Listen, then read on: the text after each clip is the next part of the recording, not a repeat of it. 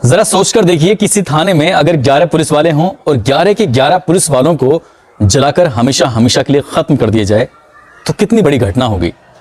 साथ ही इसी थाने में तैनात एक दरोगा और उसकी पत्नी जब अपने घर जा रहे थे तो उसकी पत्नी का दरोगा के सामने ही सामूहिक बलात्कार कर दिया गया हो। विरोध करने पर उस दरोगा के इतने टुकड़े किए गए, छोटे छोटे टुकड़े करके उसे दरिया में बहा दिया गया हो। क्या कभी आपने ऐसी कहानी सुनी है? यदि आप ऐसी कहानी सुनना चाहते हैं, इसके बारे में जानना चाहते हैं और इसके आगे क्या होता है, उसको जानने के लिए आपको 26 दिसंबर की रात 8 बजे YouTube पर अपडेट रहना होगा। साथ ही Facebook पर अगर आप यही खबर देखना चाहते हैं तो 26 दिसंबर की रात 8:30 बजे आप खबर देख सकते हैं। तो आइए चलते हैं आज की खबर की ओर। आदाब, नमस्कार, सत श्री अकाल। मैं उस्मान सैफी। आज की जो सच्ची घटना मैं आपको सुनाने जा रहा हूं, ये सच्ची घटना है बिहार प्रदेश के जिला वैशाली की। जिला वैशाली का एक थाना है भगवानपुर और इसी थाना क्षेत्र का एक गांव लगता है हुसैना। दरअसल 2018 का वाकया है। एक घर में शादी समारोह चल रहा था। सभी लोग शादी की तैयारी में व्यस्त थे और बारात आने को थी। जब बारात आने को थी तो लड़कियां, लड़के, इस घर के एक एक सदस्य बड़े अच्छे से तैयार हो रहा था, बड़े अच्छे से सज रहा था, संवर रहा था और सभी इंतजार कर रहे थे बारात आने का। बारात आ जाती है, मगर एक तरफ बारात चल रही थी तो एक तरफ इस घर में, इस परिवार में एक लड़की है जिसका नाम है ममता। ममता उस दिन वाकई बहुत सुंदर लग रही थी, बहुत खूबसूरत लग रही थी और ममता को देखकर इसका एक भाई लगता है जो कि सगा चचेरा भाई है, जिसका नाम है मंजर। मंजर ने ममता की तरफ देखा और उसकी खूबसूरती को देखकर उसकी तारीफ कर दी कि ममता तुम बहुत सुंदर लग रही हो। कोई जुर्म नहीं था, कोई गलत काम नहीं था। भाई ने बहन की महज तारीफ की थी। बस ये तारीफ करना एक बहन की, यहां से एक दस्तक शुरू होती है क्राइम की, और एक ऐसी दस्तक जिसको सुनकर शायद आप भी सोचने पर मजबूर हो जाएंगे, क्योंकि भारतीय समाज, भारतीय संस्कृति, कानून इस बात की बिल्कुल भी इजाजत नहीं देता जब इसके बाद आगे होता है। दरअसल इस लड़की ने अपने भाई को चूम लिया और चूमना था कि बस यहां से उस दोनों का एक दूसरे के प्रति अट्रैक्शन बढ़ जाता है और अट्रैक्शन बढ़ने के बाद अब ये दोनों दोस्ती, प्यार, ये जो भी एक रिश्ता जिसको समाज कभी भी मंजूरी नहीं दे सकता, उस रिश्ते में ये दोनों रहने लगते हैं। क्योंकि भाई बहन है रिश्ते में, इसलिए आसपास के लोग, परिवार के लोग, घर के लोग कोई शक भी नहीं कर रहा था इन पर। और ये एक ऐसे रिश्ते में बंधे हुए थे जब घर में कोई नहीं होता था तब दोनों एक दूसरे के साथ संबंध बनाया करते थे। धीरे धीरे वक्त गुजरता है और वक्त गुजरने के साथ साथ आगे कहानी बढ़ती चली जाती है, मगर एक दिन ऐसा भी आता है जिसकी किसी ने कल्पना ही नहीं की थी।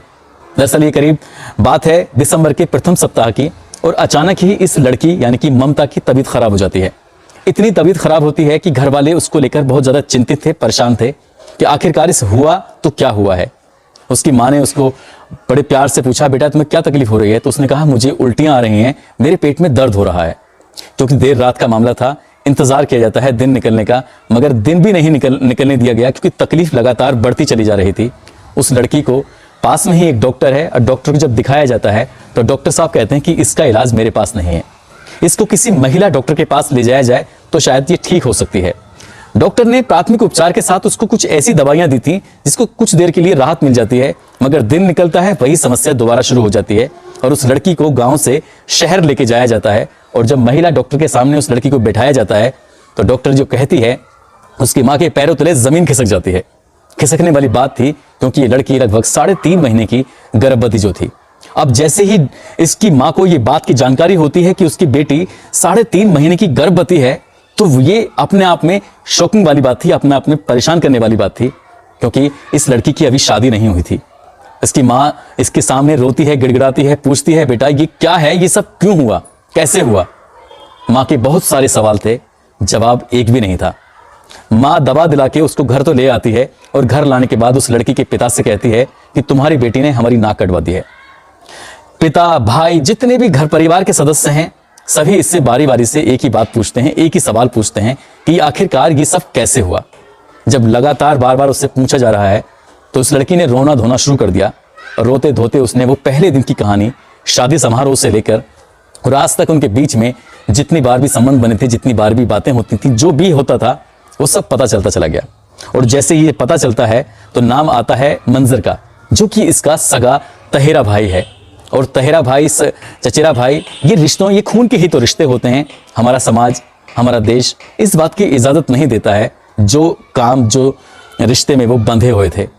उसके बाद उस लड़के के साथ मारपीट की जाती है, उसे डांटा फटकारा जाता है, लेकिन बात बहुत आगे बढ़ चुकी थी, इसलिए वहां से पीछे लौटना भी मुश्किल था और आगे बढ़ना भी मुश्किल था। अब इन दोनों परिवारों के बीच तनातनी शुरू हो जाती है। लड़की को मारा भी पीटा जाता है, उधर लड़की के साथ भी कुछ ज्यादती की जाती है। बात थाने चौकी तक पहुंचने वाली थी।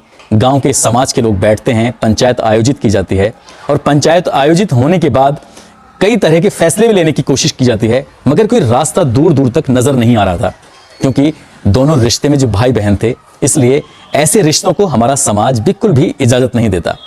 और ये धीरे धीरे वक्त फिर आगे बढ़ने लगता है और कब ये 15 दिन या 10 दिन गुजर जाते हैं पता ही नहीं चलता। मगर इस मंजर को एक मौका मिलता है ममता के साथ बात करने का, और जैसे ही घर के लोग अलग हुए थे, कुछ दूर चले गए थे, तो इन दोनों ने आपस में बातचीत की। इस लड़की को अपनी बाइक पर बिठाया और बाइक पर बिठाने के बाद सीधा लेकर पहुंच जाता है गांव के ही बड़े मंदिर पर, और बड़े मंदिर पर ले जाने के बाद एक वीडियो बनाता है और वीडियो लाइव चल रहा है उसका। साथ ही उससे मंदिर में ही 7 फेरे लेता है और अपनी ही बहन के मांग में सिंदूर भर देता है, और देवी या देवताओं को साक्षी मानकर वो कसमें खाता है कि अब हमने जो रिश्ता अपनाया था, जिस रिश्ते में हम बंधे थे, उस रिश्ते में ही हमेशा हमेशा साथ रहेंगे। दुनिया की कोई ताकत नहीं है जो हम दोनों को अलग कर सके। लगभग 1.5 या 2 मिनट का ये वीडियो है जो सोशल मीडिया पर इस कदर तेजी से वायरल होता है कि गांव, शहर, प्रदेश, देश सबकी सीमाएं पार कर जाता है। और जैसे जैसे ये वीडियो वायरल होता चला जाता है, एक तरफ समाज में एक मैसेज ये जा रहा था कि भाई ने बहन के साथ इतना गलत काम किया है, दूसरी तरफ मैसेज ये भी जा रहा था कि गलती को गलती मानते हुए उसने उस लड़की को जिंदगी भर साथ रहने का वादा जो कर लिया था। क्योंकि अब इन दोनों परिवारों में कुछ इस तरह की तनातनी हो गई थी कि एक दूसरे को मरने और मारने पर ये लोग मिट गए थे। हालांकि गांव के समाज के जिम्मेदार लोगों ने बैठाकर इन दोनों के बीच में समझौता कराने की कोशिश की। इसके बाद ये शादी हो जाती है मंदिर में। शादी होने के बाद जैसे ही सोशल मीडिया पर वीडियो वायरल होता है, ये वीडियो वायरल होता होता लड़की के घर तक पहुंच जाता है और लड़के के घर तक भी पहुंच जाता है। दौड़ते हुए लोग घर जाते हैं। पता है मंजर ने और ममता ने क्या कदम उठाया है। हर किसी की जुबान पर एक ही बात थी कि दोनों ने बड़े मंदिर में जाकर शादी कर ली है। अब लड़की वालों का तो वाकई हाल बुरा था, मगर लड़के वालों ने कहा कि हमारे बेटे ने जो फैसला लिया है हमें मंजूर है। लड़का अपनी दुल्हन को बाइक पर बिठाकर, जो कल तक उसकी बहन थी आज उसकी दुल्हन बन चुकी थी, घर लेके आता है। उसकी माँ, उसके पिताजी उसका स्वागत करते हैं और स्वागत करने के बाद उन्हें न केवल अपने घर में जगह देते हैं बल्कि अपने दिलों में भी जगह देते हैं। हालांकि इस मामले में अभी कोई कोर्ट कचहरी या पुलिस का कोई मामला नहीं हुआ है, लेकिन लड़की वाले अभी बहुत ज्यादा नाराज हैं। और जैसे ही वीडियो वायरल होता है तो कहीं ना कहीं प्रशासन भी इस मामले में अलर्ट हो जाता है उन दोनों की सुरक्षा को लेकर। अब देखने वाली बात यह है कि कानून इस बात को मंजूरी देता है कि नहीं देता है। देखने वाली बात यह भी है कि लड़की के परिवार वाले इस रिश्ते को, इस शादी को मंजूरी देते हैं कि नहीं देते हैं। हालांकि लड़की वालों ने इस बात की मंजूरी जरूर दे दी है। दोस्तों, इस कहानी को सुनाने का उद्देश्य किसी को परेशान करना नहीं है, किसी का दिल दुखाना नहीं है, बल्कि आपको सचेत करना है, आपको जागरूक करना है। एक शादी अभी 4-6 दिन पहले ऐसी भी हुई थी टुंडला में, जहां पर पैसे के लिए सगे चचेरे तहेरे भाई बहन ने शादी कर ली थी। और यहाँ एक शादी ऐसी भी हुई है कि लड़की के पेट में उसका सगे तहेरे भाई का जो बच्चा पल रहा था, उस बच्चे को नाम देने के लिए, उसको एक नई जिंदगी देने के लिए, हालांकि समाज उस बच्चे को स्वीकार करेगा या नहीं करेगा, ये एक सवाल है जो जिंदगी भर उस बच्चे का पीछा करता रहेगा। ऐसे काम, ऐसे रिश्ते कभी नहीं बनाने चाहिए जिन रिश्तों को समाज अनुमति ना दे, परमिशन ना दे। दोस्तों, आज 23 दिसंबर है और आज का दिन किसान दिवस के रूप में मनाया जाता है, क्योंकि आज ही के दिन 23 दिसंबर को चौधरी चरण सिंह जी पैदा हुए थे। क्योंकि वो हमारे देश के प्रधानमंत्री भी रहे हैं। किसानों को जो मान सम्मान मिलता है, ये कहा जाता है कि चौधरी साहब की वजह से ही मिलता है। साथ ही दोस्तों, मैं आपको बता दूं कि उत्तर प्रदेश के भदोही के रहने वाले शिवांश यादव हैं, आज उनका जन्मदिन है। और जौनपुर के रहने वाले, जौनपुर उत्तर प्रदेश के प्रमोद यादव, आज उनका भी जन्मदिन है। साथ ही साजन कुमार, ये बिहार के रहने वाले हैं, आज इनका भी जन्मदिन है।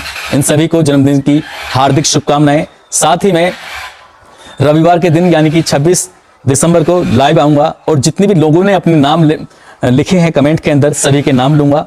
अब मैं फिलहाल विदा लेता हूं। दोस्तों, अपना ख्याल रखें, सुरक्षित रहें। जय हिंद।